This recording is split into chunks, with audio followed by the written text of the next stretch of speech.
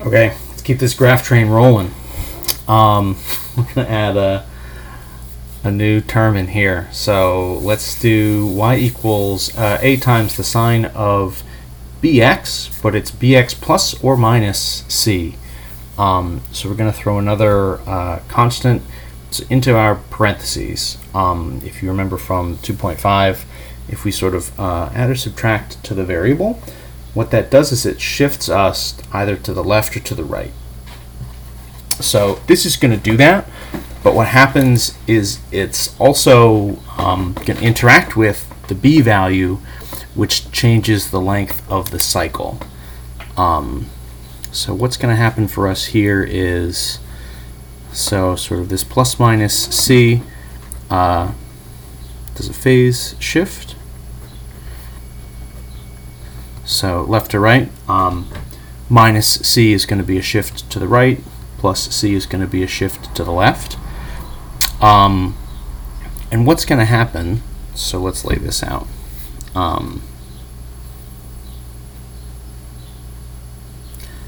So bx minus c, so that's going to shift everything to the right by, so not just by c, but it's going to shift by c divide by b.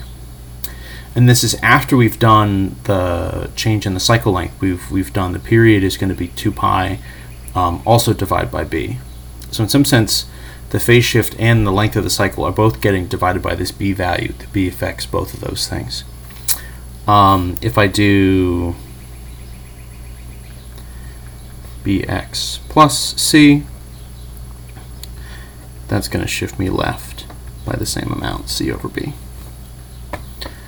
So I think the easiest way to see this, as always, is probably just going to be through an example. The stuff from before, right? So the a in front is our amplitude. That will affect our sort of maximum and minimum values. That's not going to be affected by shifting left to right. The b value is going to affect the length of the cycle. And so what's important here is we need to change the length first, and then do a shift. So there's a little bit of an order of operations, like a type thing happening. But let's just sort of put this all into play. So let's try to graph y is the sine of, let's do something, I mean, you know, you say it's short and easy, I guess we'll see. So let's do y equals the sine of 2x minus pi. And let's identify these pieces just like straight away. So our b value is 2, so that means our period is going to be 2 pi over 2, which is pi. The c value, right, is pi. It's also going to be minus, so this is going to be a shift to the right. And so what's going to happen is we're going to shift right by c over b, which for us is going to be pi over 2.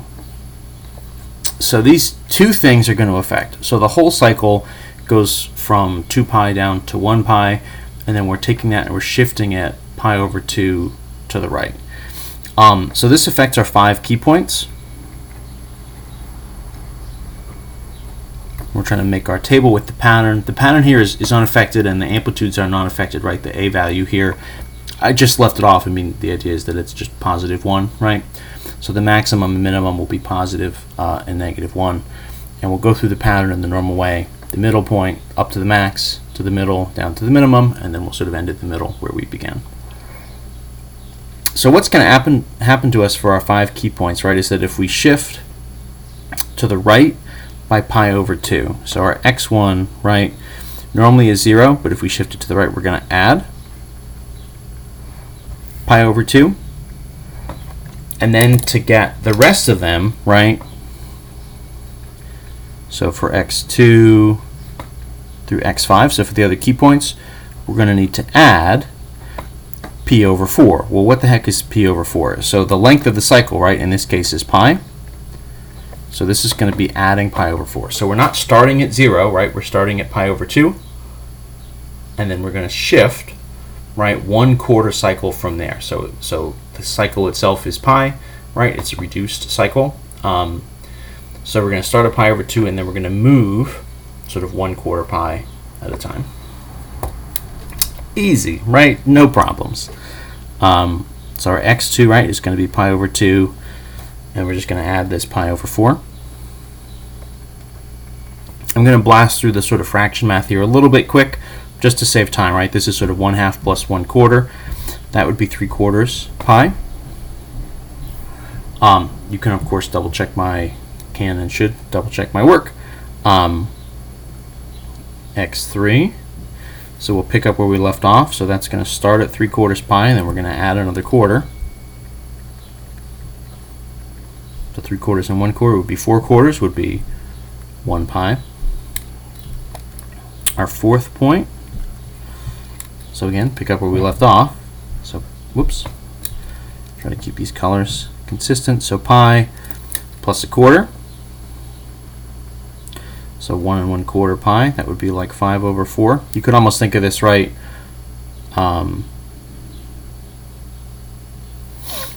over 2 is kind of like 2 over 4, right? So then 3 over 4, 4 over 4, 5 over 4, and we'll end up at 6 over 4. 5 over 4 plus 1/4. So 6 over 4, which would really be 3 over 2. So this is essentially 1/2 pi to 1 and 1/2 pi, right? So the length is 1 pi, and we've broken it up into quarters. This is going to allow us to sort of get our table going. And again, the pattern here is just the usual pattern. So table XY.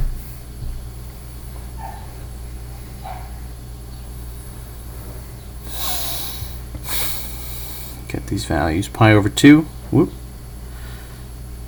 Keep that ink flowing. 3 pi over 4. In the middle was pi, right?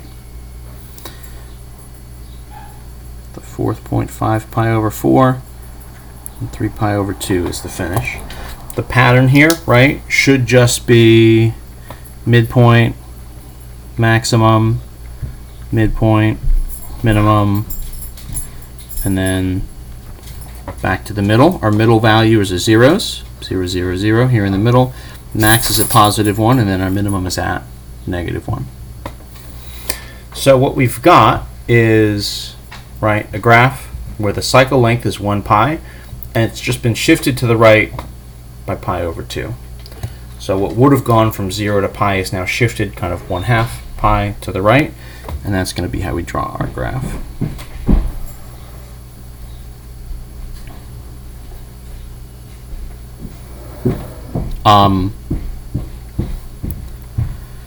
I'm going to be super particular here in trying to accurately kind of space everything out. We're moving in 1/4 pi intervals. So the graph is going to start at pi over 2. So what I'm going to do is I'm going to do a tick for every 1/4 pi. So that's kind of 1/4. That means this is my pi over 2.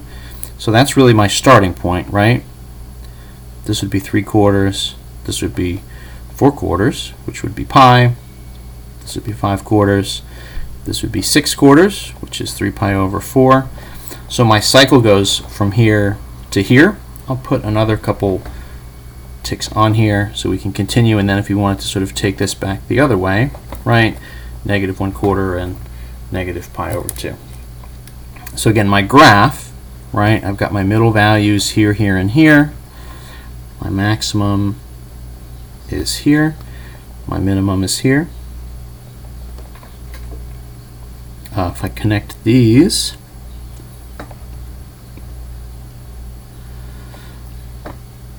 that's my graph. That's a pretty good looking curve, honestly. I'm not ashamed to say it. That's a nice looking curve. Good job, Professor Johansson. If we extended this a little bit, right, so every 1/4 pi is going to take us sort of either up to a max, back to the middle, and so on. Almost got,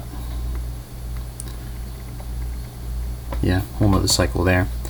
So this is, what was the original version here? Sine of 2 times x minus pi. And that's going to be our graph. So if everything shifts to the right, we're just sort of moving, right, from 0 over to whatever our sort of new starting value is. And we can pick it up from there. We'll do a second example where we'll show you a shift to the right, but it's going to have to be in a new video.